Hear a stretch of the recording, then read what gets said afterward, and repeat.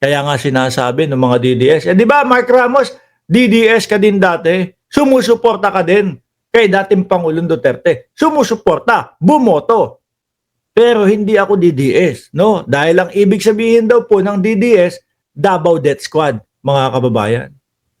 Sabi ni Mark Raymond Gratil, sana si Miriam na lang naging presidente noong 2016. Alam kasi ni Duterte na hindi niya kakayanin si Miriam, kaya inutu-uto na lang ni Duterte nung panahon na yun. Sabi nito, eto din, sumusuporta din dati si Tom Su. Tom, Susan, Mayor, ako nga nagparali pa dito to support Duterte noong 2017. Nawalan ako ng gana na din sa kanila. Yan po ang importante. Nakikita natin ang katotohanan at tumitindig tayo para po doon sa katotohanan, mga kababayan. Akala ho ka yata, no? Akala ho yata, mga kababayan, nung anak ni Duterte, maboboplax tayong lahat. Hanggang ngayon, nagsasalita pa din. Laban sa speaker, laban sa presidente. Kay speaker muna tayo. Kesyo daw po hindi maganda ang performance ng House of Representatives. Kesa daw po hindi okay sa mamamayang Pilipino ang ginagawa ng House of Representatives, no, sa pangunguna po ni Martin Romualdez, mga kababayan. At ito pilit pa din po nilang isinasaksak sa utak natin na tatakbo daw po si Martin Romualdez. Sila itong sabi na si Sara tatakbo ng presidente, si Sara tatakbo ng presidente. Si Martin Romualdez, hindi ko nga hanggang ngayon naririnig na nagsasabi na siya ay tatakbo Di ba? Ang nakikita lang ho natin sa pangunguna po ni House Speaker Martin Romualdez ay nabubulat-lat po lahat sa Congress, mga kababayan. Naiimbestigahan po lahat sa Congress, mga kababayan. Sabi tuloy ni Jorge Edralin, how I wish Martin would run. Why not? Di ho ba? Baka kagaganyan ho nilabas ni Duterte, kapapanira po nilabas ni Duterte dito kay Martin Romualdez, mga kababayan. Baka yan pa po ang ikapanalo niyan bigla sige, binabanatan nyo ng binabanatan. Si Martin yata talaga ang malakas iboto na nga lang namin. Di ho ba? Hindi, nagagalit ho kasi sila, mga kababayan, dahil naiimbestigahan sila. Yung mga confidential funds nila, naiimbestigahan lahat Di ba? EJK. Boss Mark, parang anino ni Marcoleta, anak niya. Mamaya pag-usapan natin yan. Just Natividad. Sabi ni Baste Duterte dito, Martin Romualdez really thought na mabraso niya yung issue na yan. Yun lang man talaga yan. Sa pagsasalita, naguluhan ako doon sa Bisaya kasi si Baste. Yun lang man talaga yan. I think the speaker is aiming for the presidency in the next election daw mga kababayan. Yan na naman, paulit-ulit. Natapos mga kababayan, hindi na nila masabi-sabi yung 20 pesos na bigas hanggang sa umabot tayo doon sa Barbie daw po si Baste. Hanggang sa umabot tayo na yung CM daw po na nasa pangalan ni Baste, imbis na City Mayor, Chupapi Munyanyo daw mga bossing. Ngayon naman dahil naubusan sila ng issue sa gobyerno, mga boss chief amo, sir, Martin Romualdez, kaya lang inaatake si Sara Duterte, kaya lang iniimbestigahan sa House of Representatives ang aking kapatid dahil gustong maging presidente. Hanggang ngayon hindi ko naririnig yung tao na gusto niyang tumakbo o tatakbo siya bilang presidente mga kababayan. Alam niyo kung sino yung mga matunog na tatakbong presidente? Si Risa Ontiveros. Diyan kayo matakot, Baste. Lalo na kapag na-partneran si Risa Ontiveros ni First Lady Lisa Marcos. Kaya isulong natin yun. No? Ayaw man tumakbo ng First Lady, patakbuhin natin, mga kababayan. Di ba? Vice Presidente, si First Lady Lisa Marcos. Tapos si Risa Ontiveros ang presidente. Or vice versa. Naku po, Yung Sara Duterte ho nila, mga kababayan, wala yun. Bakit to? Dahil napag-alaman natin, 20 milyones na lang po ang mga DDS. No? Hindi na po yung ipinagkakalat nila o ipinagyayabang nila na 32 million, mga kababayan. Bakit? May patunay ka ba dyan, Mark Ramos? Sarili ko nga, wala na dun eh. No, kasama po ako sa 32 million. Eh, ilang libo pa po kayo dyan. Ilang milyon ang kagaya nating Pilipino na bumaklas ng suporta sa kanila dahil sa mga kasinungalingan na puro yun lang po ang mga sinasabi nila. Di ba? Ilang milyon ang Pilipino na kagaya natin. Nananawa, tinabangan, dahil po ang narinig lang natin dito sa mga Duterte, puro po paninira. Oh. Di ba? Puro paninira. Adik si Bongbong, etc. etc. Risa Ontiveros sa pagka-presidente at vice-presidente si First Lady Lisa Marcos. Or, presidente si First Lady Lisa Marcos at ang kanyang katambal ay si Risa Ontiveros. Pwede. Dahil ang mukhang magkakampi naman ho dito sa kampo nila Baste, kumbaga si Sandok,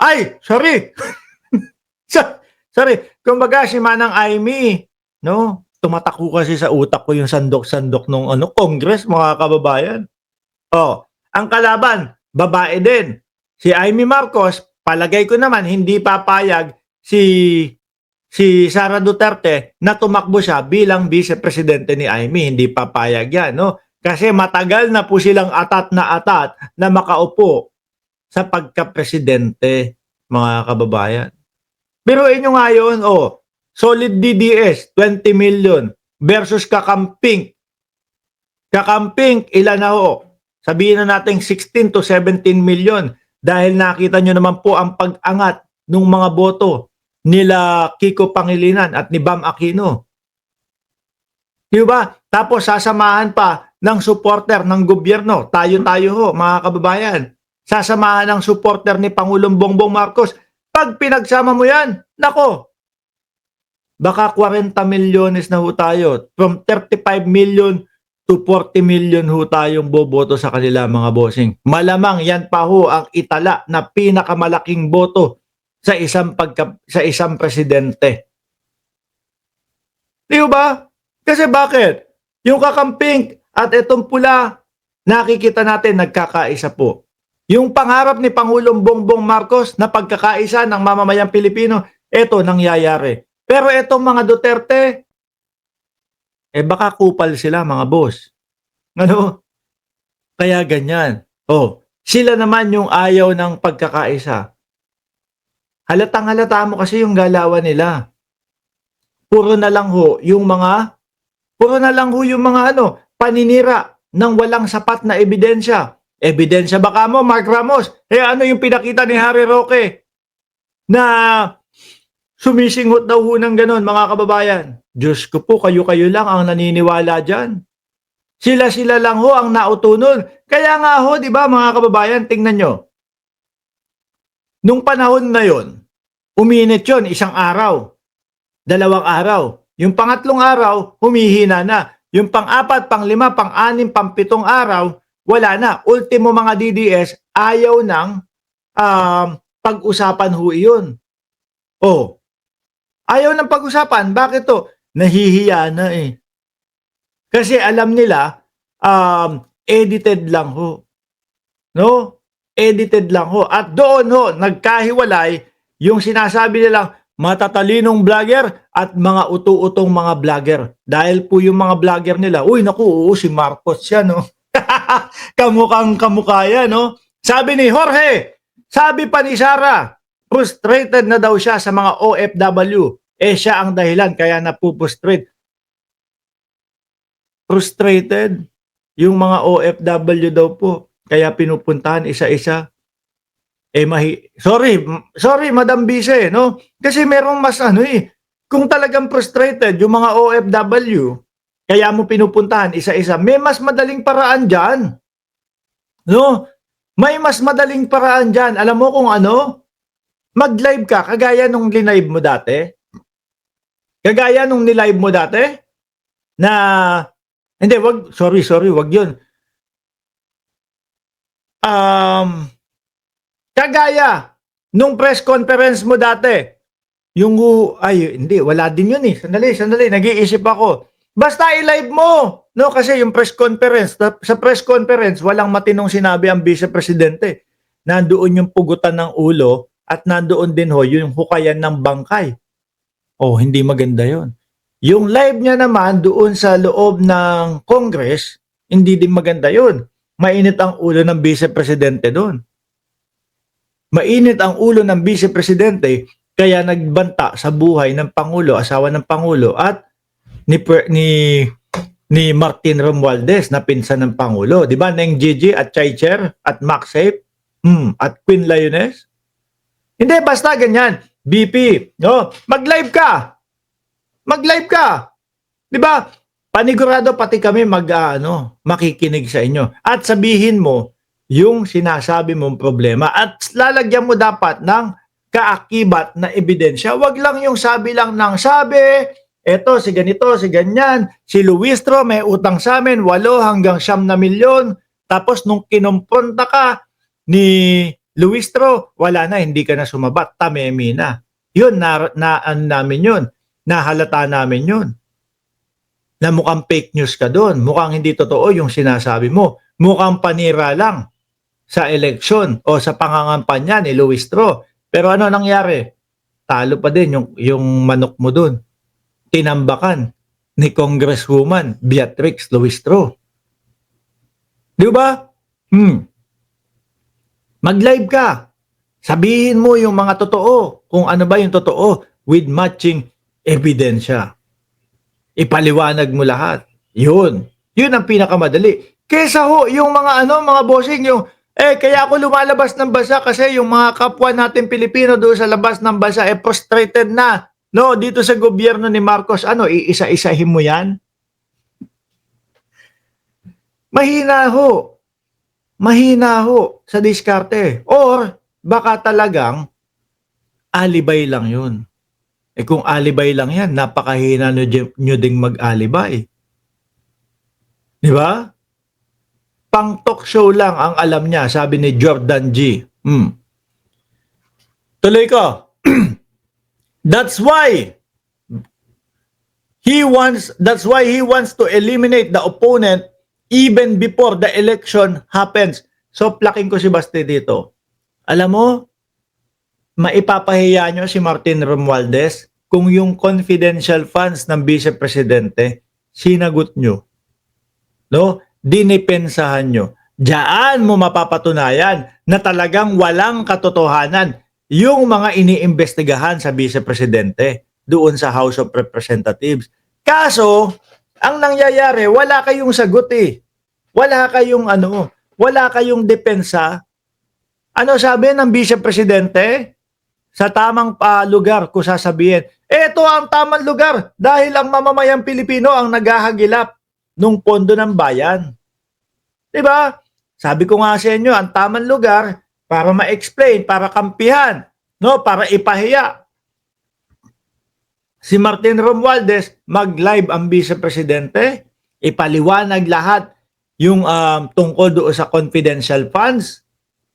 Mga kababayan, pag naipaliwanag nila yan, pag naidepensa nila ng maayos yung kanilang sarili tungkol doon sa confidential funds na yon, panigurado ako, baka ang mamamayang Pilipino bumaliktad sa kanila.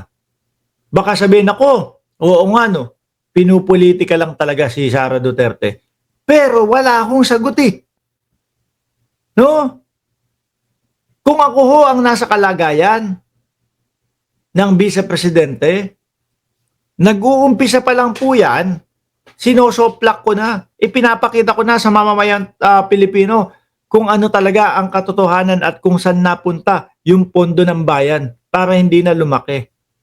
Ito, ang laki-laki na ho, mga boss G Pamo, sir. Kailan lang ho nagsalita ang Vice Presidente na handa siyang harapin? Kailan lang po nagsalita ang Vice Presidente na gusto niyang makita yung mga ebidensya? Ito, yung nagsalita na po ang Supreme Court na sabi unconstitutional yung impeachment ng Vice Presidente. Di ba, Mami Star Talk?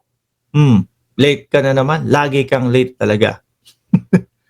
Di ba? Halata sila doon, mga kababayan. Hirap po sila doon, mga bossing. Kaya po, ang papaulit-ulitin lang nila, kaya po, ini-eliminate si Vice Presidente kasi po may mga gustong tumakbo sa pagka-presidente sa 2028. Meron pa silang nalalaman, talunin nyo na lang sa eleksyon. Hindi ho eh. Ito kasama na ang taong bayan dito. Dahil sa taong bayan, kinsenas katapusan, yung mga manggagawa, kinukolekta yung buwis.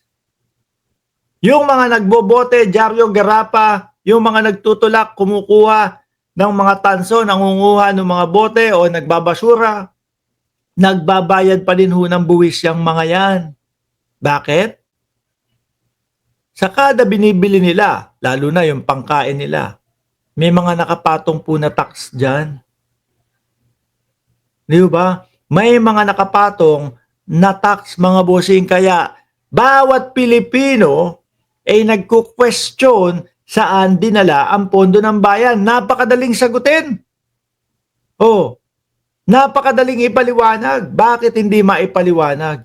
At gusto pala nila mabastos, mapahiya si Martin Romualdez. Bakit hindi na lang i-explain sa mamamayang Pilipino? Mamaya ho, pag-uusapan natin si Marcoleta, no? At hindi pa din ho natin nakakalimutan yung 2,000 na libre kuryente kapag ka 2,000 pababa ang inyong bill sa kuryente. Sabi ni Sir Archie Beroya, ang proper forum kasi na gusto nila mag-live at sumagot at yung naniniwala at nakikinig kahit fake evidence ilatag nila, hindi pwede yun. Lalo na ho ngayon, majority ng mamamayang Pilipino matatalino ho at marunong umanalisa, mag-analyze ng sitwasyon, marunong mag-analyze kung peki ba o hindi yung ebidensyang inilalatag nila. Tingnan nyo nga, nasupalpal sila